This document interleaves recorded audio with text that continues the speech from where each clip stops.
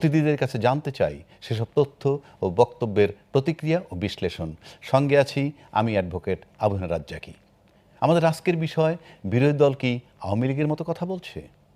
এ বিষয়ে আলোচনার জন্য স্টুডিওতে আছেন প্রধানমন্ত্রীর রাজনৈতিক সহকারী রাশেদ খান এবং এনসিপির যুগ্ম সদস্য সচিব এস.এম.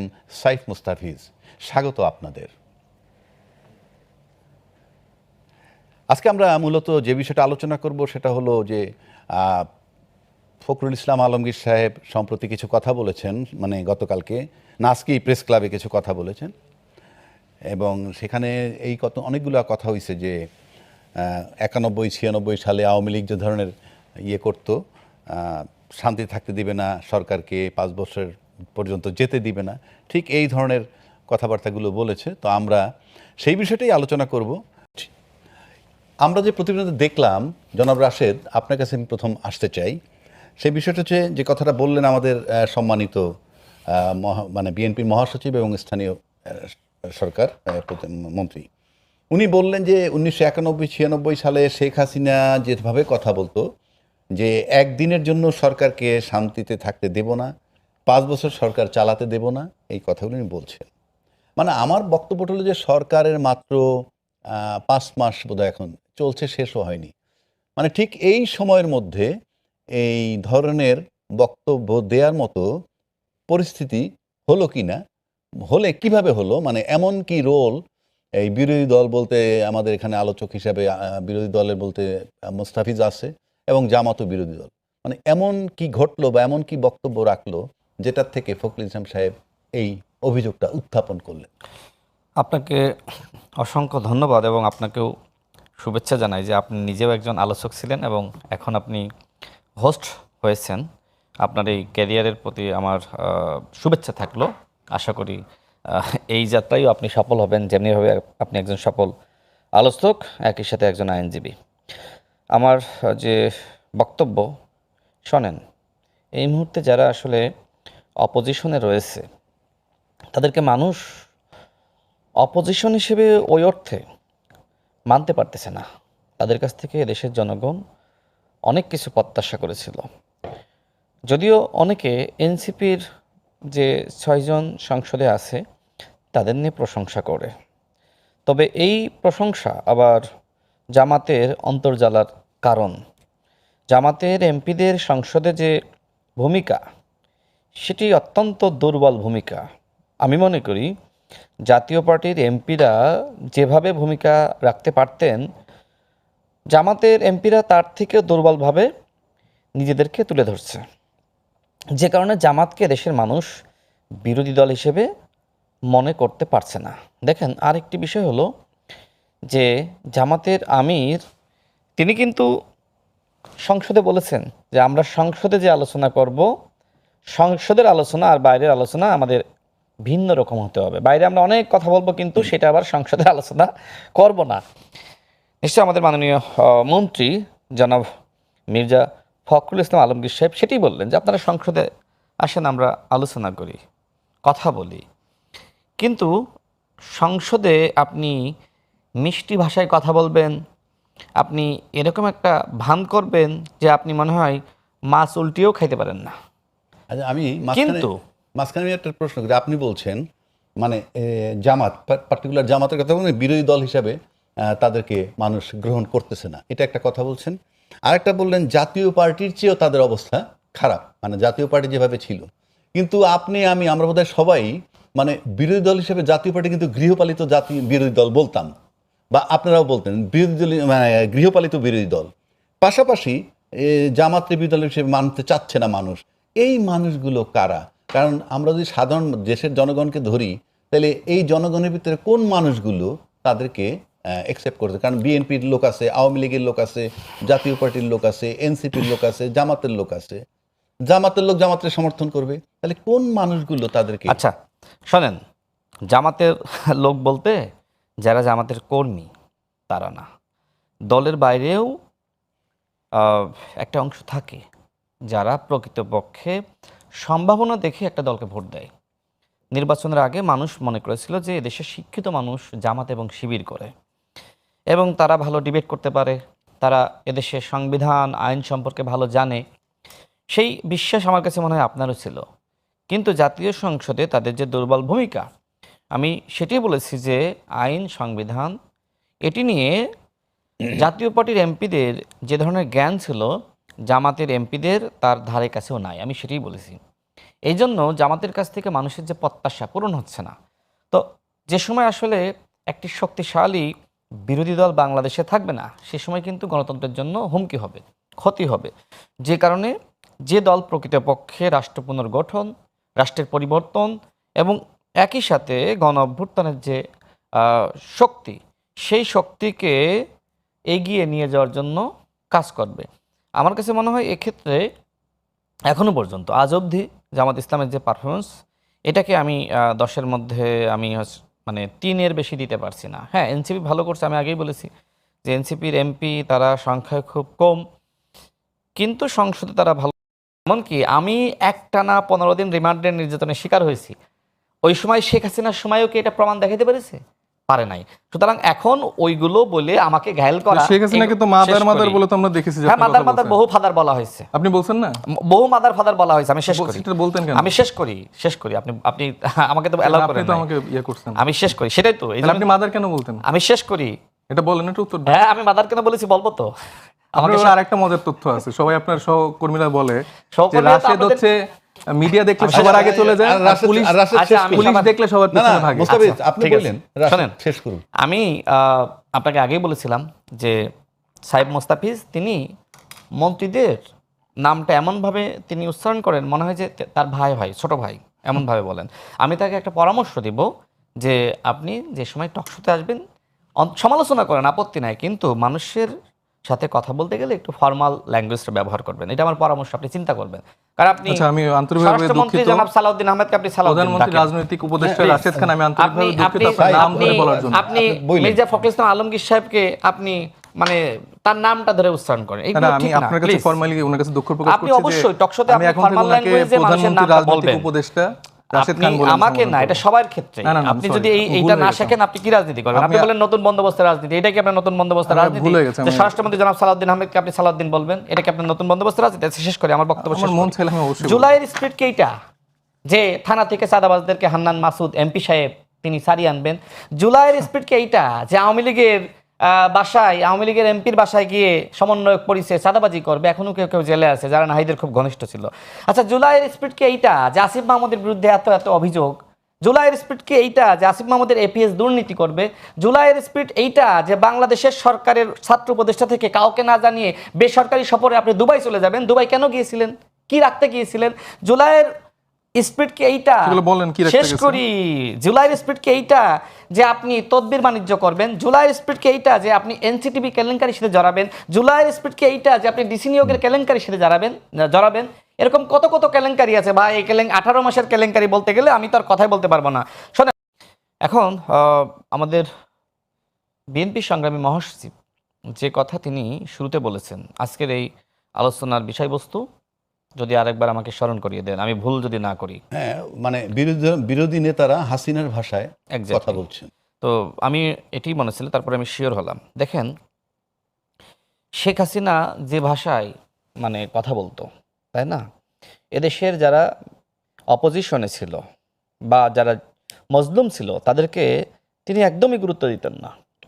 ঠিক এই মুহূর্তে জামাত ইসলাম তারা ইতিহাসের সবথেকে বেশি তারা আসন পেয়েছে। এই বিরোধী দল হওয়ার পরেই তারা সরকারি দলের সাথে জুলুম শুরু করেছে এবং রাষ্ট্র পুনর্গঠনের পথে অন্যতম বাধা হয়ে দাঁড়িয়েছে। তারা তুচ্ছ তাচ্ছিল্য করা, নানানভাবে হুমকি দেওয়া, এমনকি সর্বশেষ তারা নিজেদেরকে জুলাই গণঅভ্যুত্থানের মাস্টার মাইন্ড হিসেবে দাবি করছে। নিশ্চয়ই আপনি শুনেছেন যে সর্বশেষ তারা যে প্রোগ্রাম করলো, সেখানে জামাতের একজন এমপি শফিকুল ইসলাম মাসুদ সাহেব তিনি বলেছেন যে জামাত এবং শিবির জুলাই গণঅভ্যুত্থানের মাস্টার মাইন্ড। আমি জানি না আমাদের এনসিপির যারা নেতৃবৃন্দ আছে তারা এই বক্তব্য শুনেছি কিনা, অবশ্যই শোনার কথা, কিন্তু তাদের মুখ থেকে কোনো প্রতিবাদ আমরা শুনি নাই। দেখেন, ডক্টর মোহাম্মদ ইউনূস নিজে যে সময় মাহফুজ আলমকে দেশের বাইরে নিয়ে গিয়ে মাস্টার মাইন্ড হিসেবে তার পরিচয় করিয়ে দিয়েছিলেন, সেই সময় সর্বপ্রথম সবার আগে প্রতিবাদ জানিয়েছিল জামাতের আমির। তিনি বলেছিলেন যে কোনো ব্যক্তিকে মাস্টারমাইন্ড হিসেবে পরিচয় করিয়ে দেওয়া মানে অন্যদের অবদানকে খাটো করা। সেই জামাত আজকে ডক্টর মোহাম্মদ ইউনূসের পথেই তো হাঁটছে।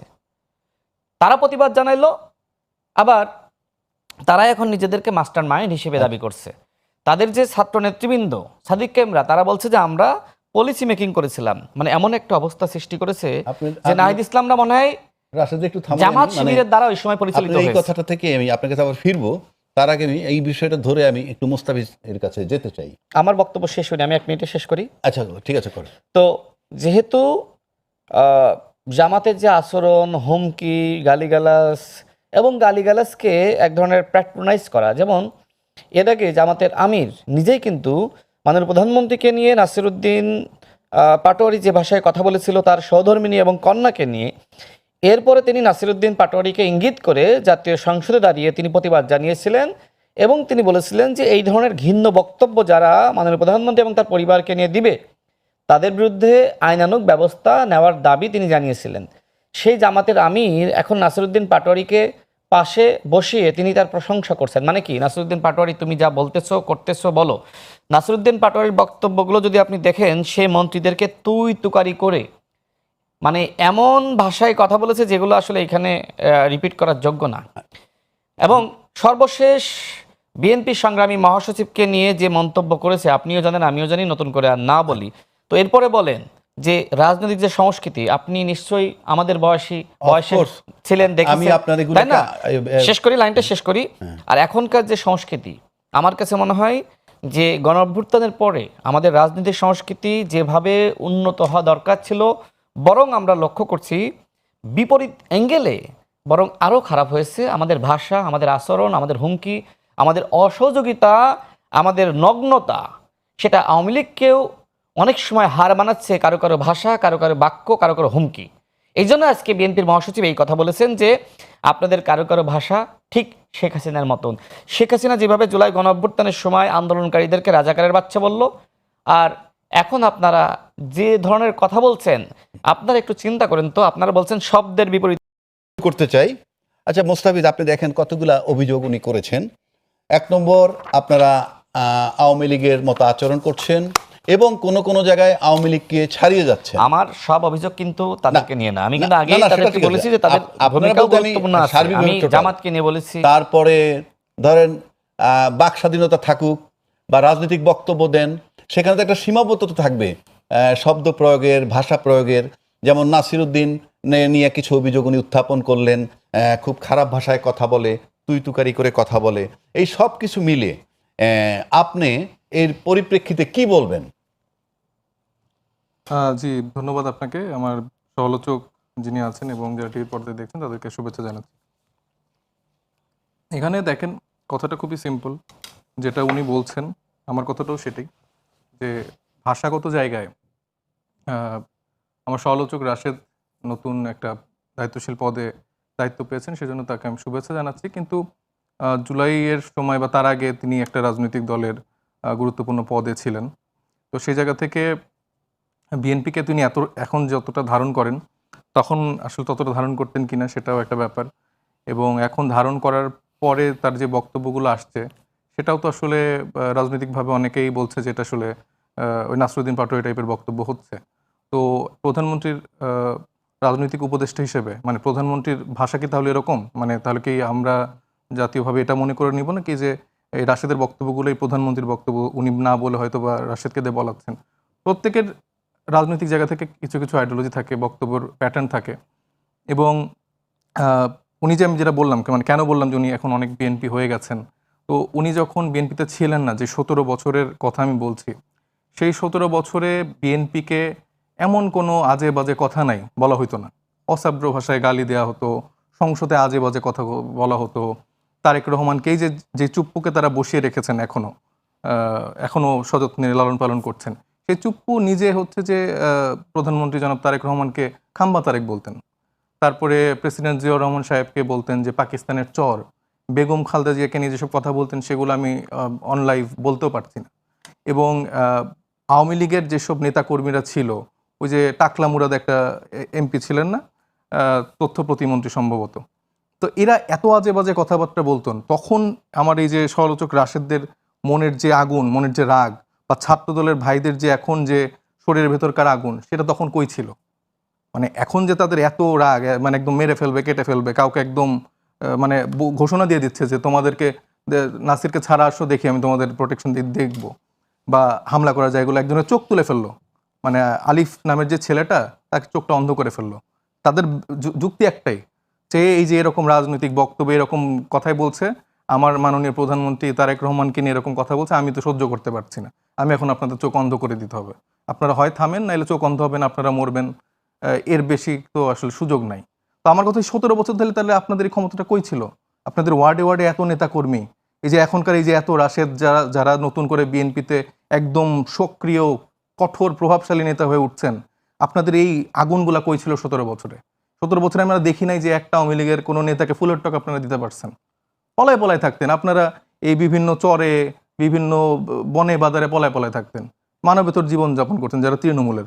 আর যারা হনু টাইপের নেতা, তারা তো বিদেশ, কেউ লন্ডন, কেউ শিলং, কেউ অমুক তমুক দেশে তো নিজেদের সেফটি সিকিউরিটি ইনশিওর করে ছেলে মেয়েকে পড়াশোনা করার ব্যবস্থা করে দিয়ে সেটা তারা মেনটেন করতো। কিন্তু এই যে তাদের এই যে এখন নতুন করে গজায় ওঠা যেসব নেতারা হয়েছে, এবং তারা যে বারবার রাজনৈতিক শিষ্টাচার শিখাচ্ছে, তাদের সেই সময়কার ওই জায়গাটা কই ছিল? এখন নতুন নতুন ক্ষমতা এসে খুব মানে ক্ষমতার এখন গরম হয়ে গেছে, 6 মাসের মধ্যে এখন সব খুব মানে গরম দেখাচ্ছে। এই গরমের রাজনীতি যদি করতে চায়, মানে আমার সমস্যাটা কোথায় দেখে দেন, আমি বলছি যে এই যে সারা দেশে ভুতুরে বিদ্যুৎ বিল আসছে। আজকে একটু আগে আমি দেখলাম যে সেই মন্ত্রণালয় থেকে, সেই দপ্তর থেকে একটা বিজ্ঞপ্তিও দিছে যে রাজনৈতিক নেতারা এইসব ভুল মিথ্যা দিচ্ছে।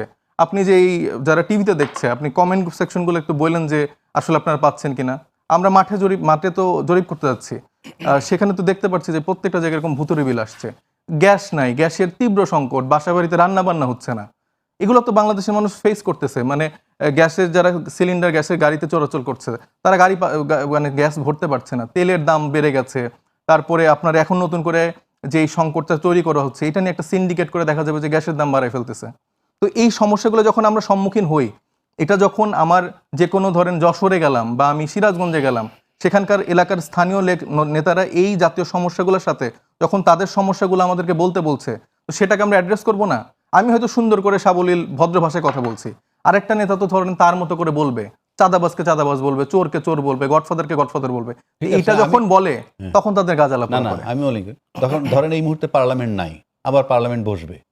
এই যে পার্লামেন্ট নাই আবার পার্লামেন্ট বসবে, এর মাঝখানের যে সময়টা, এই সময়টা যেমন ধরেন এই যে গ্যাসের বিল বাড়ছে বা বিদ্যুৎ বিল বাড়া নিয়ে যে আলোচনা, এগুলো যদি ভৌতিক বিল হয় কিংবা সরকার যদি গায়ের জোরে বাড়ায় থাকে, সেটা কি কোনো ফোরাম নাই আপনাদের আলোচনা করার?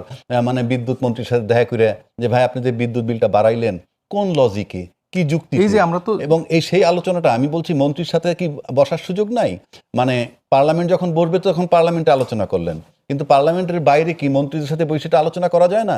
তারপরে বাইরে এসে প্রতিবেদন দিতে পারেন না যে আমরা গেছিলাম, উনি যৌক্তিক ব্যাখ্যা দিতে পারেন নাই, এবং সুতরাং আমরা এই জন্য আন্দোলন করি আপনি বিদ্যুৎ বিল কম। তারা তো সেই রকম কোনো রাস্তা খোলা রাখছে না। আপনি সংসদের বাইরে তারা এইরকম কোনো আলাপ আলোচনা করার জন্য তাদের ব্যক্তিগতভাবে কোনো সময় নেই। মানে এই আলোচনাগুলোর জন্য আমরা চেষ্টা করেও পারছি না। যখন আমরা দলীয় জায়গা থেকে বিবৃতি দিচ্ছি, ধরেন এটা তো ধরেন আমরা বিএনপিকে খারাপ চেয়ে বলতেছি না, একটা দলের থেকে যখন একটা প্রেস রিলিজ আসছে এই সমস্যা কেন্দ্রিক, সেটাকে অ্যাড্রেস করে তো তারা জিনিসটাকে দেখতে পারে। তখন উল্টা যদি আপনি সেই মন্ত্রণালয় থেকে বা সেই সেক্টর থেকে যখন পাল্টা আর একটা বিবৃতি দেয় যে এটা আসলে কতগুলা বিষয়, 3টা বিষয় আমি উপস্থাপন করবো, আপনি ধাপে ধাপে। আচ্ছা, আমার মনে হয় আমি তার কথাগুলো নোট করেছি, আমি বলি। তারপর আমি একটু বলে দিই, সুবিধা হবে। 17 বছর কোথায় ছিলেন, এর অর্থটা দাঁড়ায় যে পাওয়ারে যাওয়ার পর প্রশাসন পেলেই ক্ষমতাধর হয় কিনা। 2, নাসিরুদ্দিনের যে গালাগালির কথাটা বললো, এই নাসিরুদ্দিনের যদি গালাগালি হয়ে থাকে কোনো আইনি বিধান আছে কিনা তার বিরুদ্ধে অ্যাকশন নেয়ার, যদি আইনি বিধান থাকে নেওয়া হচ্ছে না কেন।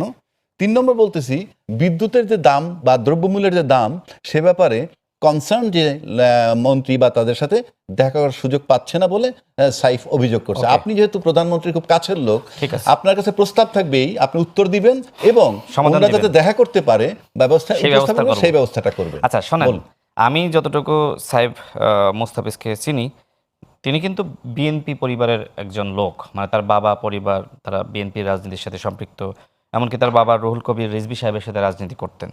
এখন তিনি বিএনপি করতে চাননি, তিনি এখন এনসিপি করতেছেন।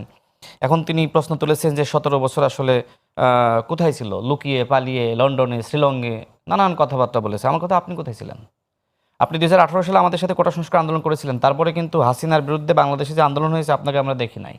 আপনি যদি আমাদের সাথে থাকতেন তাহলে আপনার মতন আপনাকে দেখে আরও 10 জন অনুপ্রাণিত হতো, তাই না? তখন কিন্তু সংখ্যাটা বাড়তো। আমি এই কথাগুলো বলতাম না, যেহেতু তিনি আমাকে দিয়ে শুরু করেছেন। সুতরাং সেটার কাউন্টার হিসেবে আমি তার কাছে প্রশ্ন করলাম যে 17 বছর আপনি কোথায় ছিলেন? আপনি যদি আমার প্রশ্নের আমি শেষ করি আমি না, যেটা বলেছি যে 17 বছরের আপনাদের এই হিটটা কই ছিল যখন আপনাদেরকে আমি সেই আক্রমণ উত্তর কথা দিব। বলতো? আমি আপনার কথাগুলো, আপনি যদি 17 বছর বিএনপিতে ছিলেন না, আমি আপনার কথাগুলো প্রশ্নটা নোট বুঝে করেছি, উত্তর আপনাকে দিলে অনুরোধ আমার করবো ভালো। নোট করেন। হ্যাঁ, 17 বছর বিএনপি রাজপথে ছিল বলেই আন্দোলনের ধারাবাহিকতা বাংলাদেশে ছিল। দেখেন, অনেকে বিএনপির সংগ্রামী সিনিয়র যুগ্ম মহাসচিব রুহুল কবির রিজভী সাহেবকে নিয়ে অনেকে সমালোচনা করে যে তিনি মাত্র 10-15 জন কর্মী নিয়ে বিএনপির পল্টন কার্যালয়ের সামনে তিনি বসে আছেন শীতের মধ্যে চাদর মুড়ি দিয়ে। এটা একটা প্রতীকী, মানুষকে সাহস জুগিয়েছে যে রুহুল কবির রিজভী সাহেব এইভাবে আছেন, আমরা কেন নাই? কিন্তু যারা নিজেদেরকে গণঅভ্যুত্থানের মাস্টার মাইন্ড হিসেবে দাবি করছে, তাদের কার্যালয়ে একটা তালা ঝুলছিল। এত এত মাস্টার মাইন্ড, এত এত সাহসী একজন তো যায় নাই, তাই না? তো সমালোচনা করলে তো অনেক কিছু করা যায়। ধান খেতে, পাট খেতে, ঘুমাতে হয়েছে। আপনি একদিন ঘুমাইছেন? কারণ আপনি প্রতিবাদটা করেন নাই। আপনি ঘরে বসে খাইছেন, গার্লফ্রেন্ডে ঘুরছেন, আনন্দ করছেন, ফুর্তি করছেন। আর ছাত্রদল যুবদলের ছেলেরা, তারা কেউ গুম হয়েছে, খুন হয়েছে, নখ তুলে নিয়েছে। এই যে আপনার আমাদের রাকিব সাহেব গণঅভ্যুত্থানের সময় দেখেন নাই তার হাতে কিভাবে পুড়ে গেছে? সম্ভবত তিনি ওইখান থেকে সম্ভবত আমি এটা জানি না, বাট আপনি দেখেছেন যে পোড়া দাগ কী পরিমাণ তিনি আঘাতপ্রাপ্ত হয়েছেন, তাই না?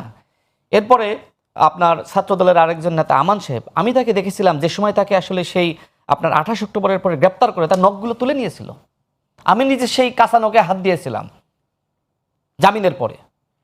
তো অসংখ্য মানুষ সেই ইলিয়াস আলী সাহেবকে গুম করেছে, কত মানুষকে গুম করেছে, আয়না ঘরে রেখেছে, তাই না? জুলাই গণঅভ্যুত্থানের সময় আপনাকে খেয়াল রাখতে হবে, আবু সাইদ রংপুরে যেমনিভাবে শহীদ হয়েছে, চট্টগ্রামের ছাত্রদলের নেতা শহীদ হয়েছে ওয়াসিম। আপনার কতজন শহীদ হয়েছে এই সংখ্যাটা আমি বলতাম না, কতজন শহীদ হয়েছে? আপনি যেভাবে আজকে হুমকি দিতেছেন, ধামকি দিতেছেন, আজকে জুলাই গণঅভ্যুত্থানের ইতিহাসগুলো বিশ্লেষণ করেন, প্রত্যেকটা ইতিহাসে আপনি ছাত্রদল, যুবদল, বিএনপির নাম খুঁজে পাবেন। গণ অধিকার পরিষদ, ছাত্র অধিকার পরিষদ, যারা বিএনপির সাথে যুগপৎ আন্দোলনে, তারাই তো সংস্কারের দফাগুলো আগে দিয়েছে। আমাকে শেষ করতে দিন, আমার কথাগুলো আমি উত্তর দিই, তারপর আপনি প্রশ্ন করেন। না, আমার সিকোয়েন্স নষ্ট হবে, আমার সিকোয়েন্স নষ্ট হবে, আমার কথা শেষ করি, আমার সিকোয়েন্স নষ্ট হবে। আমি শেষ করার পরে আপনি দয়া করে প্রশ্ন করব। হ্যাঁ, আমি সিকোয়েন্সটা শেষ করি না, আমার সিকোয়েন্স নষ্ট হবে। আমার কথা হলো, কাউকে কটাক্ষ করতে নেই। গণঅভ্যুত্থানে আপনারও ভূমিকা আছে, আমারও আছে, তাই না? সবাই তো গণঅভ্যুত্থানের শক্তি।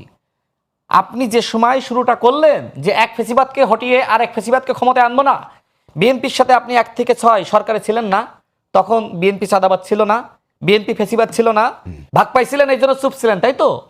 এরপরে আপনি একদম গণঅভ্যুত্থানের সময় পর্যন্ত বিএনপির সাথে আপনি আন্দোলনটা করেন নাই, করছেন তো নাকি? এমনকি আপনি নিজে 12 দলীয় জোটের ইফতার প্রোগ্রামে জামাতের আমির বলেছিল যে সুদূর লন্ডনে বসে জনাব তারেক রহমান আমাদের এই যুগপৎ আন্দোলনের নেতৃত্ব দিচ্ছেন। বলছিলেন না? বলছিলেন তো যে আমাদের নেতা, বলছিলেন না? শুনছেন তো ভিডিও আপনি। তো আপনি হঠাৎ করে কি হলো, গণঅভ্যুত্থানের পরে বিএনপি আপনার চোখে খারাপ হয়ে গেল। আর আওয়ামী লীগ কি এমন ভালো আপনার সাথে করলো, আপনি আওয়ামী লীগকে সাধারণ ক্ষমা ঘোষণা করলেন? তো এগুলো তো নির্মম সত্য, তাই না? আচ্ছা, তিনি আজকে যে কথাগুলো বলছেন আমাকে নিয়ে, যে আপনি ওই সময় বিএনপিকে কতটা ধারণ করেছেন, এখন কেন এতটা ধারণ করছেন? আমি বিএনপি করি, ধারণ করব। আপনি যেভাবে এনসিপি করেন, এনসিপিকে ধারণ করেন, তাই না? আপনি তো আপনার পরিবার যে দল করে সেই দলে আপনি যান নাই। সুতরাং আপনি যে দল করতেছেন, ধারণ করতেছেন, আমি যে দল করতেছি আমাকেও ধারণ করতে হচ্ছে। আর জামাতের আমির নিজেই তো জাসদ ছাত্রলীগের নেতা ছিল। জাসদ ছাত্রলীগের নেতা যদি জামাতের আমির হইতে পারে, যেখানে গণ অধিকার পরিষদ বিএনপির সাথে যুগপৎ আন্দোলন ছিল, সেখানে রাশেদ খান কেন বিএনপি করতে পারবে না? নুরুল হক, নূর হাসান আল মামুন সহ তাদের শীর্ষ নেতৃবৃন্দের সাথে আলোচনার ভিত্তিতে আমি বিএনপিতে যোগদান করেছি। আমি তো কোনো অপরাধ করি নাই। কিন্তু আপনাদের সাথে যে সকল নেতারা গণ অধিকার পরিষদ, ছাত্র অধিকার পরিষদ একসময় করতো, শুধুমাত্র লোভের কারণে যে আপনাদের সাথে গেলে থানা থেকে চাঁদাবাজদেরকে সারিয়ে আনা যাবে, কমিশন পাওয়া যাবে, বন্দরের উপদেষ্টা হওয়া যাবে, বিভিন্ন মিনিস্ট্রির ছাত্র উপদেষ্টা হওয়া যাবে, তাই না? ওই যে এপিএস এর কেলেঙ্কারি করা যাবে, মালপানি কামানো যাবে, তাই না? তো এই ধান্দার জন্য তো আপনাদের সাথে গিয়েছিল। কি নতুন বন্দোবস্ত? আপনি সাহেব মুস্তাফিজ নিজেই জামাতের একজন শেষ করতে হবে এটা। আপনি সাহেব মুস্তাফিজ নিজেই জামাতের একজন কট্টর সমালোচক। এই লাইনটা এক মিনিট শেষ করুন। এইটা তো শেষ করতে হবে। এক মিনিট টাইম দেন, ওই সময় বাড়ি আমি কিন্তু সময় পাচ্ছি আপনি না। সাহেব আমি মুস্তাফিজ প্রথমে অনেক নিজেই কথা বললাম। জামাতের একজন কট্টর সমালোচক ছিলেন, কিন্তু পরবর্তীতে জামাতের কাছ থেকে আসন ভাগ পেয়ে আপনি তো জামাতের হয়ে ইলেকশন করেছেন। এইটাই কি নতুন বন্দোবস্ত?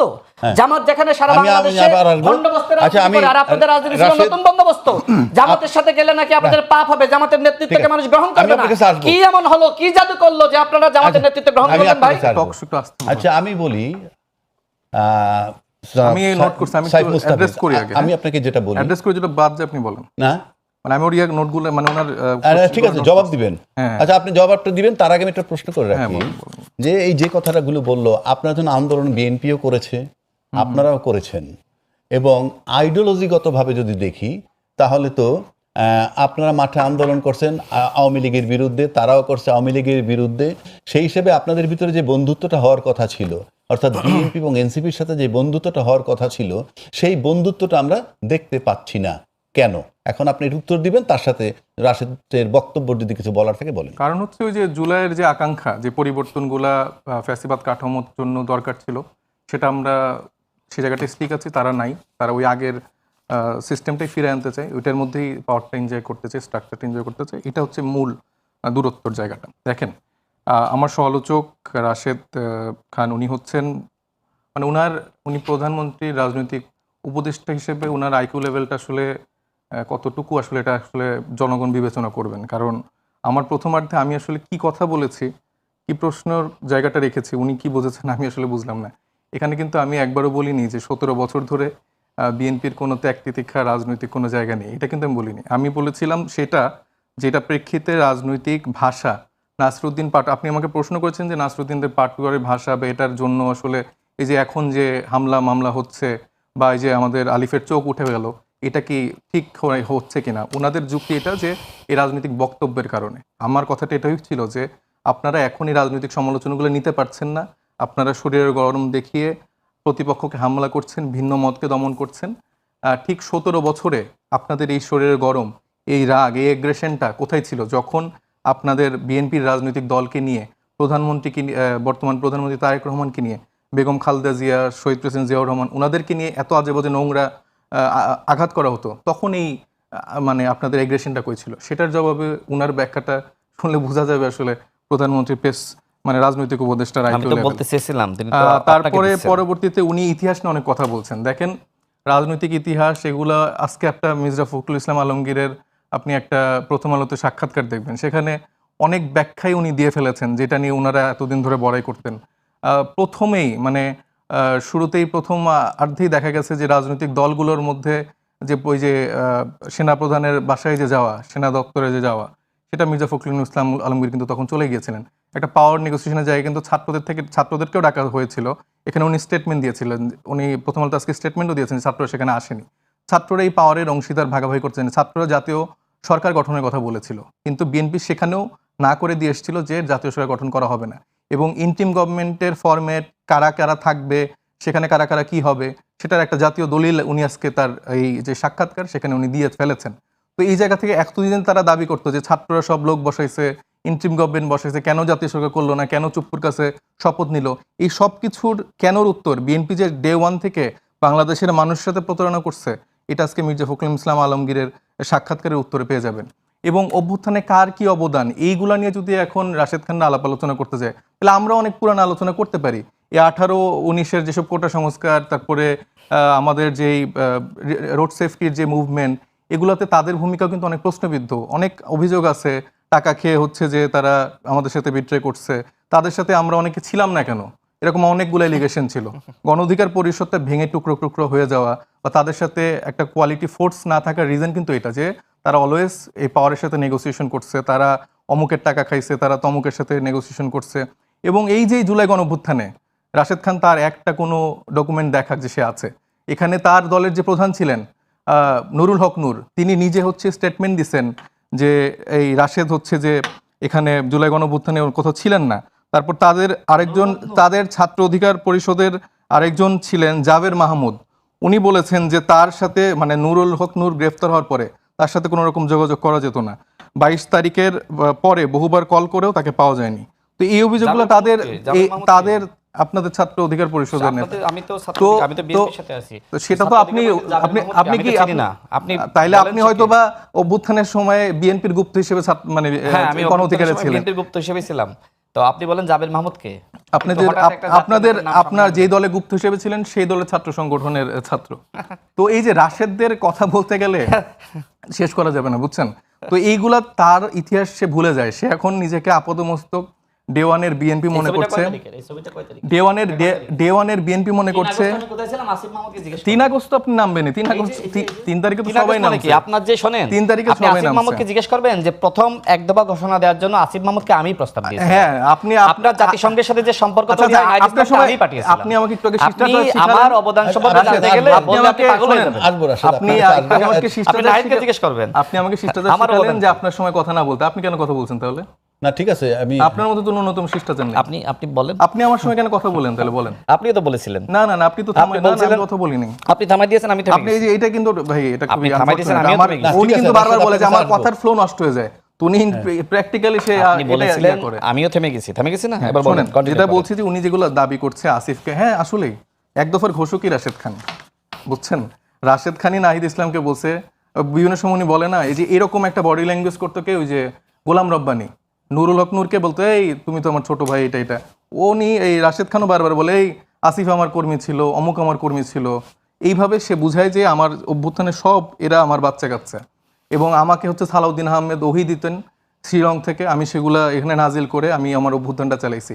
এই ক্রেডিটবাজি করে করে করে আজকে তিনি একটা পদ পাইছেন, এবং এই পদ দিয়ে এখন যা না তা মিথ্যা প্রোপাগান্ডা সে কন্টিনিউয়াসলি চালায় যাচ্ছে।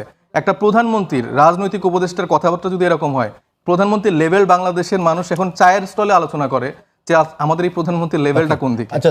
আরেকটা বিষয় আমি উল্লেখ করি, দেখেন আরেকটা আলোচনা এখন আসছে যে এক দফার ঘোষণা নিয়ে। এক দফার ঘোষক অনেকে হয়ে গেছে এখন।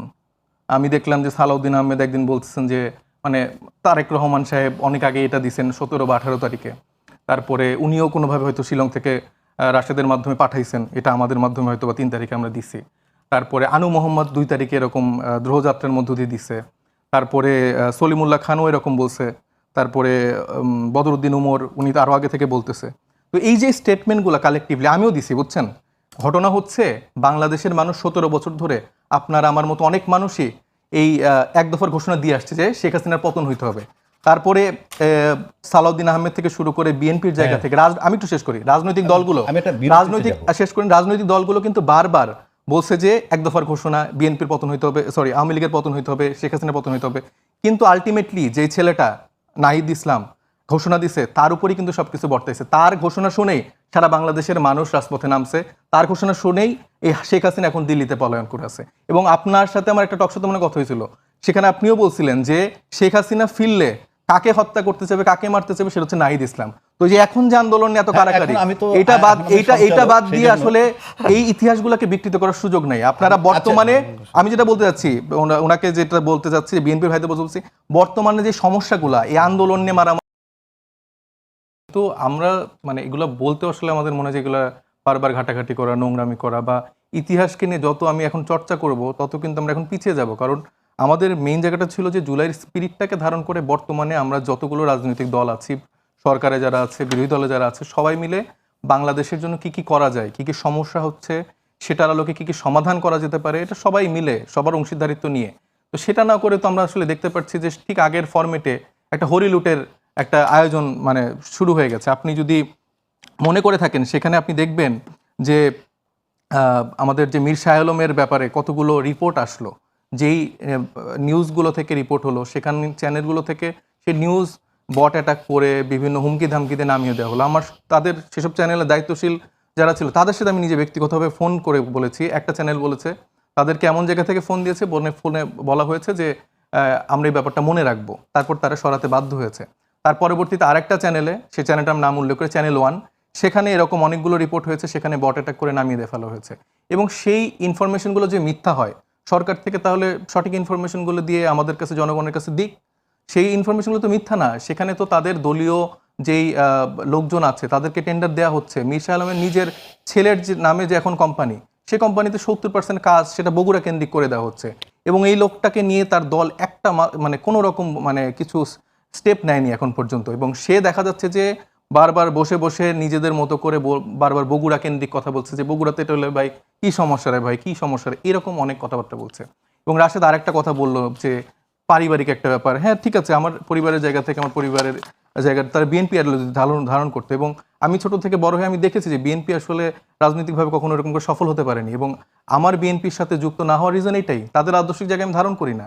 আমার জায়গা থেকে আমি মনে করেছি যে আমি নতুন একটা আইডিওলজি, যেটা এনসিপি তরুণদের নিয়ে যে রাজনীতিটা করতে চেয়েছে, নতুন রাজনৈতিক বন্দোবস্ত যে চিন্তা করেছে, সেটার সাথে আমি অ্যালাইন করি। এবং রাশেদ সারাদিন যে জামাতকে নিয়ে এত কথাবার্তা বলে, দায়িত্বশীল শিবিরের প্রেসিডেন্ট আমাকে একজন আরেকদিন বললেন যে তিনি শিবিরের সদস্য ছিলেন।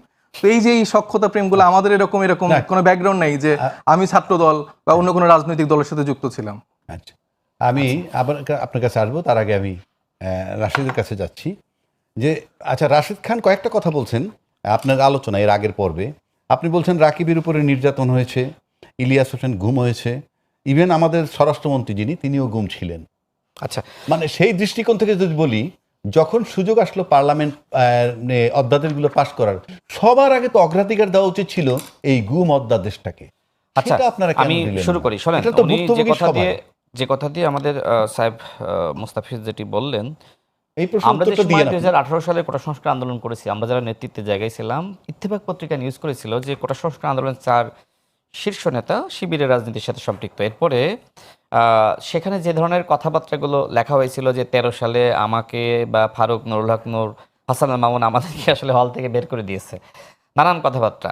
তো যখন এই ধরনের বক্তব্য আসলো ইত্তেফাকে, তখন কিন্তু আমরা সবাই প্রতিবাদ জানিয়েছিলাম, এবং ইত্তেফাক পরবর্তীতে দুঃখ প্রকাশ করে এবং তাদের সেই সংবাদ তারা প্রত্যাহার করে। পরের দিন আবার সেই দুঃখ প্রকাশ তারা প্রিন্টেও দেয়, তাই না? তো ওই বিষয়গুলো ওই সময় সমাধান হয়ে গেছে।